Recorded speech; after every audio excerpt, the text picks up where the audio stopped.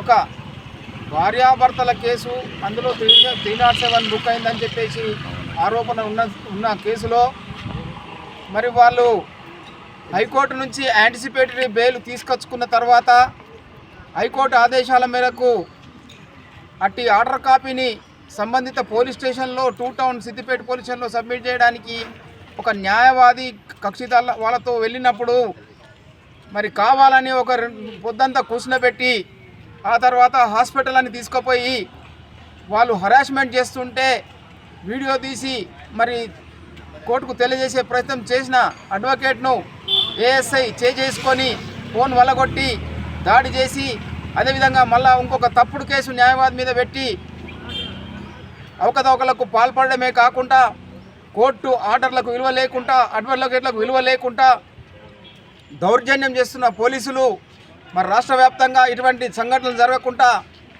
చూడాలని చెప్పేసి మరి ఇలా రాష్ట్ర వ్యాప్తంగా కోర్టులకు వర్క్ అబ్స్టెంట్ చేస్తున్నాం. ఈ విధంగా వాళ్ళు దౌర్జన్యం చేసినట్టయితే మరి కోర్టు విలువలు లేకుండా చేసేస్తున్నారు. కాబట్టి వాళ్ళకు పోలీసు వారికి విలువలు తెచ్చే విధంగా సంబంధిత అధికారులు సర్క్యులర్స్ జారీ చేయాలి. ఈ అవకతవకలు పాడిన టీం అందరిపై చట్టరీత్యా చర్య తీసుకోవాలి. తప్పుడు కేసులు పెట్టినటువంటి పోలీసులు వెంటనే విత్డ్రా చేయాలని చెప్పేసి మెదక్ బార్ అసోసియేషన్ తరఫున నేను విజ్ఞప్తి చేస్తున్నాను. ఈ రోజుల్లో గవర్నమెంట్ కూడా సెంట్రల్ గవర్నమెంట్, స్టేట్ గవర్నమెంట్ కూడా ప్రజలకు న్యాయం దగ్గర తీసుకెళ్దామనే ఉద్దేశంతో లోకాదులు పెట్టి ప్రజలను అవగాహన చేస్తున్న రోజుల్లో ఈ యొక్క పోలీస్ వ్యవస్థ ప్రజలకు న్యాయానికి చాలా దూరం చేయాలనే ప్రజలను దూరం చేయాలనే ఉద్దేశంతో సబ్జెక్టు లేని వాళ్ళు, చదువు లేని వాళ్ళు, ఒక ఏఎస్ఐ న్యాయం ఎల్ఎల్బి ఆయనకు చట్టాలు తెలియవు, ఏం తెలియవు, ఒక అడ్వకేటు చట్టం గురించి కానీ న్యాయం గురించి ధర్మం గురించి కూడా తెలిసే 10 మందికి చెప్పి అడ్వకేట్కే ఆ యొక్క అవగాహన లేని ఒక పోలీస్ ఆఫీసర్ ఒక న్యాయవాదిపై చేసుకోవడం ఇది ఈ వ్యవస్థ కాదు. చాలా మనకు ఈ యొక్క న్యాయ వ్యవస్థకే కాదు ప్రజా వ్యవస్థకే ఇది ఒక మట్టుగా ఉంది. కాబట్టి ఇక్కడ నేను రిక్వెస్ట్ ఏంటంటే, మేము చదువుకున్న వ్యక్తిగా అడ్వకేట్ లాగా మాట్లాడుతున్నాము, మేము ఎవరిని విమర్శిస్తలేము. కాకుంటే పోలీస్ వ్యవస్థలో ఉన్న కనీసం ఇంద్రజ్ఞానం లేని వారి అటువంటి వాళ్ళని కూడా మన ఒక దానికి సంబంధించిన ఆఫీసర్లు, ఒక పోలీస్ ఆఫీసర్లు వాళ్ళ మీద చర్య తీసుకొని ఈ న్యాయాన్ని ధర్మాన్ని సామాన్య మానవునికి చాలా దగ్గర తీసుకొచ్చేట్టు చేయాలని చెప్పి కూడా మా అడ్వకేట్ తరఫున మేము డిమాండ్ చేస్తున్నాం. అదేవిధంగా ఇక ముందు కూడా ఇటువంటి బుద్ధి లేని వాళ్ళు అంటే అటువంటి సబ్జెక్ట్ లేని వాళ్ళు పోలీసులో ఆఫీసులో ఉండడం కూడా పోలీస్ వ్యవస్థకు కూడా మంచి పేరు కాదు.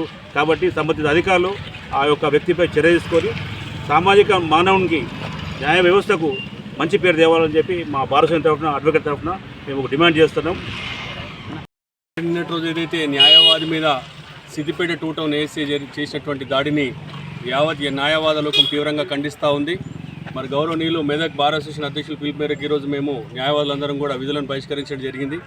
మరి ముఖ్యంగా మరి రాష్ట్ర పోలీసు ఉన్నతాధికారులు ఇటీవల అనేక సందర్భాలలో పోలీస్ స్టేషన్కు రిక్షా కార్మికుడు వచ్చినప్పటికీ కూడా సారెంట్ పిలవాలన్నటువంటి సంబంధించిన తీరును చాలా సందర్భాల్లో చూస్తూ ఉన్నాం. మరి నిజంగా కూడా కాకి చొక్కా వేసుకున్నాక గర్వంతో ఎదురుగా ఉన్నటువంటి వ్యక్తి సామాన్యుడా లేకపోతే న్యాయవాది అని చెప్పేసి కూడా చూడకుండా ఒక కాకి చేతిలో అధికారం ఉంది కదా అని చెప్పేసి దురుద్దేశంతో ఒక న్యాయవాది మీద దాడి చేయడం నిజంగా కూడా సిగ్గుమాల చర్యగా భావిస్తూ ఉన్నాం. మరి ఈరోజు న్యాయవాది లేనిది ఈరోజు పోలీసుల చర్యలు ఎక్కడ ఏ విధంగా ముందుకు జరుగుతాయి ఒకసారి ఆత్మవిమర్శ చేసుకోవాల్సిందిగా విజ్ఞప్తి చేస్తూ ఉన్నాం. ప్రజాస్వామ్యంలో శాంతి భద్రతలు అనేది పోలీసులు ఇటువైపు న్యాయవాదులు ఉంటేనే మరి సమాజంలో శాంతి భద్రతలను కాపాడిన వాళ్ళం అవుతాం. అటువంటి విషయాన్ని మర్చిపోయి ఈరోజు న్యాయవాది మీద దాడి చేయడం అనేది కూడా సిగ్గుమాల చర్యగా భావిస్తూ ఉన్నాం. ముఖ్యంగా మరి ఈరోజు మరి రిక్షా కార్మికుడు వస్తే సారని విషయం పక్కన పెడితే ఒక న్యాయవాదిగా చట్టం తెలిసిన వకీల్గా పోలీస్ స్టేషన్కి వచ్చి ఒక తనకు సంబంధించినటువంటి అక్యూజ్కి సంబంధించినటువంటి యాంటిసిపేటరీ బెయిల్ను సేమ్ హైకోర్టు ఇచ్చినటువంటి ఆర్డర్ను ఇవ్వడానికి వస్తే మరి దురుద్దేశంతో ఉద్దేశపూర్వకంగా మన న్యాయవాదిని దాడి చేయడం మరి తీవ్రంగా ఖండిస్తూ ఉన్నాం. అంతేకాకుండా మరి అధికారం వాళ్ళ చేతిలో ఉందని ఈరోజు ఎఫ్ఐఆర్లు చేయడం వాళ్ళ చేతిలో ఉందని చెప్పేసి అదే న్యాయవాది మీద తిరిగి మరి ఎఫ్ఐఆర్ నమోదు చేయడం కూడా అది దిక్కుమాల చర్యగా భావిస్తూ ఉన్నాం. తక్షణమే రాష్ట్ర ప్రభుత్వం రాష్ట్ర రాష్ట్ర ముఖ్యమంత్రి గారు జోక్యం చేసుకొని ఈ న్యాయవాదుల రక్షణ విషయంలో ప్రత్యేకమైనటువంటి చట్టాల విషయంలో కూడా వారు కూడా నిర్ణయం తీసుకోవాల్సిందిగా విజ్ఞప్తి చేస్తూ ఎవరైతే నిన్న సిద్దిపేట 2 టౌన్లో న్యాయవాది మీద దాడి చేసినటువంటి పోలీస్ అధికారి ఎవరైతే ఉన్నారో ఉన్నత స్థాయి అధికారి విచారణ జరిపి తక్షణమే విధుల నుండి తొలగించాల్సిందిగా మేము విజ్ఞప్తి చేస్తూ ఉన్నాం. భవిష్యత్తులో కాకి జులుం అనేది న్యాయవాదుల మీద కొనసాగితే మరి తస్మాత్ జాగ్రత్త. మరి పోలీసు జులుం అనేది జరిగితే మాత్రం ఖచ్చితంగా తీవ్రంగా ఖండించాల్సి ఉంటుంది. మరి ఇదే విధంగా మేము కనుక విధులను బహిష్కరించాల్సి వస్తే మరి మీరు ఇక్కడ వచ్చి ఛార్జ్షీట్లు ఫైల్ చేయగలుగుతారా, మరి సీసీ నెంబర్ చేసుకోగలుగుతారా, మరి డిస్పోజల్ చేసుకోగలుగుతారా, ఒకసారి మీరు ఆత్మవిమర్శ చేసుకోవాల్సిందిగా విజ్ఞప్తి చేస్తూ భవిష్యత్తులో ఇలాంటి విషయాలు మొత్తం పునరావృతం అయితే మాత్రము తీవ్రంగా మీరు అనేక ప్రజాస్వామ్యవాదుల తరపు నుండి అనేకమైనటువంటి వ్యతిరేకతను ఎదుర్కోవాల్సి వస్తుందని చెప్పి హెచ్చరిస్తూ ఉన్నాం.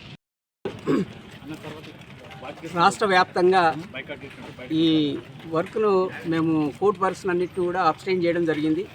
ఈ పోలీస్ చేసినటువంటి ఈ చర్య ఏదైతే ఉన్నదో న్యాయవాదిపై దాడి చేయడం అనేటువంటిది ఇది హేయమీయ చర్య. అదేవిధంగా పోలీసు తర్వాత న్యాయవాదులు అనేటువంటి వాళ్ళు దేశానికి ఒక చెట్టు లాంటి వాళ్ళు. ప్రజాస్వామ్యం లోపల ప్రజల యొక్క హక్కులను విలువలను కాపాడవలసినటువంటి వాళ్ళు ఆ ఇద్దరు కూడా కోఆర్డినేట్ చేసి చేయాలి. కానీ ఈ విధంగా ఏమైనటువంటి చర్యలు చేసిన దానికి మేము తీవ్రంగా ఖండిస్తున్నాము. అదేవిధంగా మళ్ళీ ఇది పునరావృతం కాకూడదు. ఎందుకొరకంటే మళ్ళీ ఈ విధంగా జరిగినట్టయితే చర్య అనేటువంటి చాలా తీవ్రంగా ఉంటుంది. కాబట్టి ఇది పైన ఉన్నటువంటి అధికారులు డీజీపీ లెవెల్లో ఉన్నటువంటి అధికారులు దీనిపైన విచారణ గావించి చేసినటువంటి ఈ పోలీసు అధికారి ఎవరైతే ఉన్నారో అతని పైన చర్య తీసుకోవాలని చెప్పేసి, అదేవిధంగా దౌర్జన్యంగా ఎఫ్ఐఆర్ చేశారని చెప్తున్నారు. ఎప్పుడైనా కానీ ఒక హక్కు గురించి మాట్లాడినప్పుడు వాళ్ళ హక్కును కాలరాస్తూ ఎఫ్ఐఆర్ వేసినట్టయితే చట్ట పరిధి లోపల చెల్లనేరదు అనేటువంటిది చట్టంలో తెలియజేసినటువంటిది. మాకు పవర్ ఉంది కదా అని చెప్పేసి ఎఫ్ఐఆర్ చేయడము, దౌర్జన్యం చేయడం అనేటువంటిది ఇది ప్రజాస్వామ్యంలో మనం నివసిస్తున్నాము. కాబట్టి ఈ విధంగా చేసినట్టయితే ఇది హేయమీయ చర్యగా ఉంటుంది. ఇది ఏమాత్రము హర్షించదగ్గ విషయం కాదు. మళ్ళీ పునరావృతమైనట్టయితే మేమందరం కూడా మొత్తం రాష్ట్ర వ్యాప్తంగా దీన్ని పెద్ద మొత్తంలో ధర్నా రూపంలో కానివ్వండి, తర్వాత అదేవిధంగా మరి పై అధికారులందరికీ కూడా అతనిపైన చర్య తీసుకునే విధంగా మేమందరం కూడా సమాయత్తమవుతామని తెలియజేస్తూ థ్యాంక్ యూ సో మచ్.